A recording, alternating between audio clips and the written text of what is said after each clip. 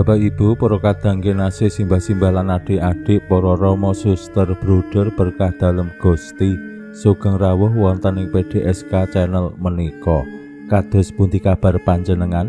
Mugi-mugi bagas kasarasan kesehatan kawilujengan tansah mengku kula panjenengan sami anggenipun kelampahi gesang ing dinten menika, lan mugi-mugi lumantar panglimbang basa Jawi waosan Injil kula panjenengan sansaya saged nggayuh iman kapitadosan ingkang leres lan mantep.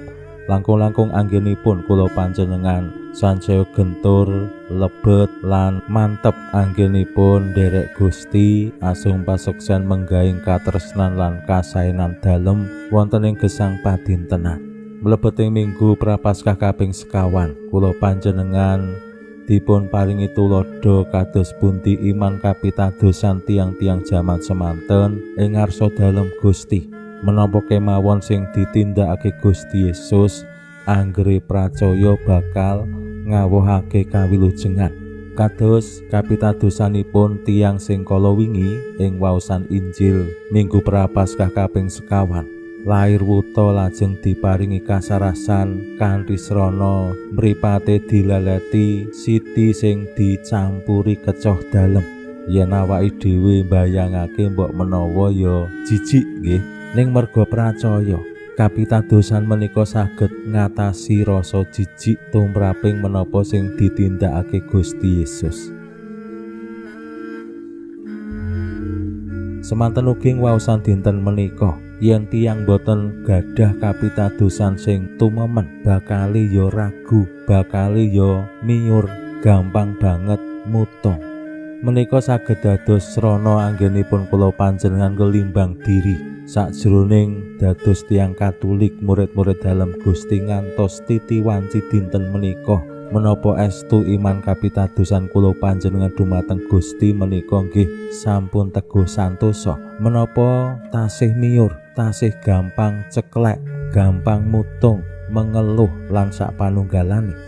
Mugi-mugi kula panjenengan estu dados pribadi-pribadi sing kuat, sing mampu bertahan wonten ing situasi menapa kemawon.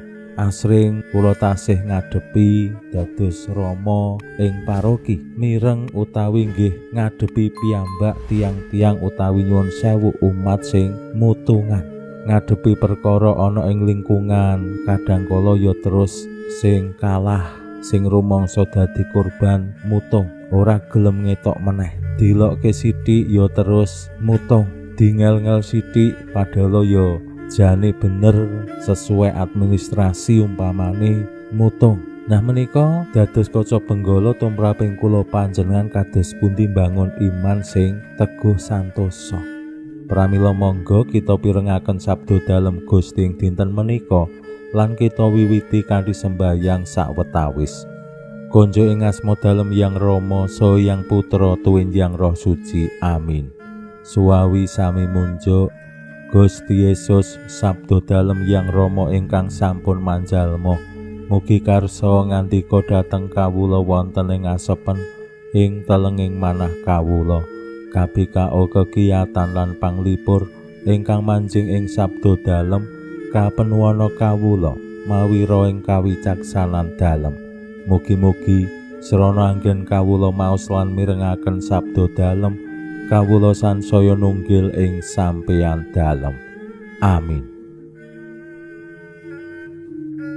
Waosan Injil kapetik saking Injil Yohanes bab sekawan ayat sekawan dasa 3 ngantos dumugi 50 sekawan. Nalika samono Gusti Yesus tindak saka Samaria menyang Galilea. Gusti piyambak wis ngakeni nabiku ana ing papan asale dhewe ora kajen. Nalika rawuh ing Galilea, Gusti ditampa kanthi becik awit wong-wong wis padha nyumurupi pakaryan dalem ana ing Yerusalem ing dina riyaya, awit ya padha sowan dhewe mulyaake dina riyaya mau. Kacarita Gusti rawuh maneh ing Kana, wilayah Galilea, panggonan anggene malihake banyu dadi anggur. Lan ana abdi keraton sing anake lara ana ing Kapernaum, bareng krungu kabar menawa Gusti rawuh saka Yudea menyang Galilea, banjur sowan ngaturi Gusti rawuh ing omahe marasake anake jalaran wis ndungkap tekaning pati. Gusti Yesus ngandika, "Yen kowe ora weruh pangeram-eram, kowe mangsa ngandela." Atur wangsulane abdi keraton mau, "Gusti, kula aturi rawuh mumpung anak kula dereng tilar." Gusti nuli ngandika, "Kono, mangkata anakmu urip." Wong mau ngandel marang pangandika dalem tumuli mundur. Ana ing dalan wis dipethokake abdi-abdine sing padha ngabari yen anake urip. Abdi keraton takon kapan anggone wiwit waras. Wangsulane, "Kala wingi jam 1 benteripun sirep." Bapa mau nuli kelingan yen iku titimangsane Gusti Yesus ngandika anakmu urip. Bapa mau sak brayate kabeh tumuli padha ngandel. Tandha pangeram-eram kang kapindho iki katindakake sakwise Gusti kondur saka Yudea menyang Galilea. Makaten sabda dalem Gusti. Suawi sami munjuk, Gusti kawula munjuk sembah nuwun karana sabda dalem dadosa obor ingkang madangi margining gesang kawula. Katuntuna kawula sageta sabda dalem menika numusi manah ngantos tansah ngrembaka kangge nggayuh gesang ing suwarga. Amin. Bapak Ibu para kadang kinasih simbah-simbah lan adik-adik, waosan Injil dinten menika nyariosaken kados pundi Gusti Yesus paring bagas kasarasan dumateng putranipun abdi keraton sing nyuwun lan sowan ing ngarsa dalem Gusti supados rawuh wonten ing griyanipun, nuweni putranipun sing ndungkap pejah. Ning pranyata reaksi utawi tanggapanipun Gusti Yesus benten kalian sing dikajengake abdi keraton kala wau. Gusti malah ngendika, "Kono mangkata anakmu urip." Tumrap kula pribadi, pangandika dalem Gusti menika lajeng nuwuhake pitakonan, "Lho, aku ki njaluk supaya Gusti Yesus rawuh wonten griya nuweni anakku terus paring kasarasan kok malah tanda kutip ngusir aku mulya." Ning Injil nyariosaken wong mau nuli ngandel marang pangandika dalem tumuli mundur. Nah menika tumrap kula sing penting lan saged dados kaca benggala tumraping kula panjenengan. Gusti tumindak menapa kemawon, Gusti paring sabda menapa kemawon, yen ngandel bakali numusi, bakali wohe ya kawilujengan. Lan abdi keraton kala wau sing pitados rikala lajeng mundur wangsul wonten ing griyanipun. Ing tengah dalan dipethokake abdi-abdine lan crita bilih putranipun pun waras pun sehat. Pas kalian wektu rikala Gusti Yesus ngandika anakmu urip. Nah menika kapitadosan. Yen kula panjenengan bandingaken kalian Injil kala wingi kados pundi Gusti Yesus le paring kasarasan kanthi kecoh ing lemah, lajeng diwulet lemahe kalian kecoh dalem dileletke ing mripate wong sing wuta. Menika lak mantep.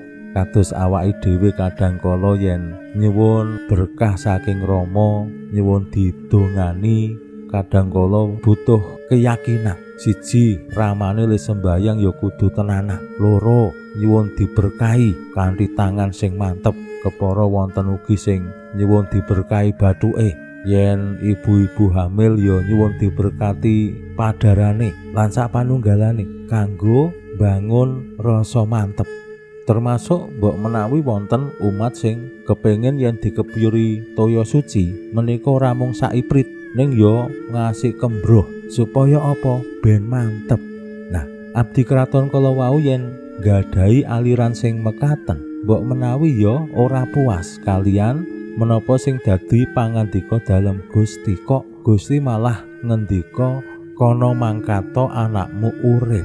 Gusti mboten nindakaken menapa-menapa. Mila kapitadosan dumateng Gusti menika penting. Mbuh kados pundi Gusti Yesus le tumindak, le makarya, le paring sabda, sing penting awake dhewe pracaya.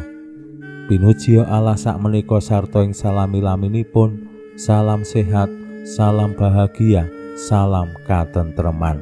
Lan mugi-mugi lumantar panglimbang dinten menika kula panjenengan tansah jinangkung ing berkah dalem Gusti ingkang Maha Kuwasa, Hyang Rama saha Hyang Putra tuwin Hyang Roh Suci.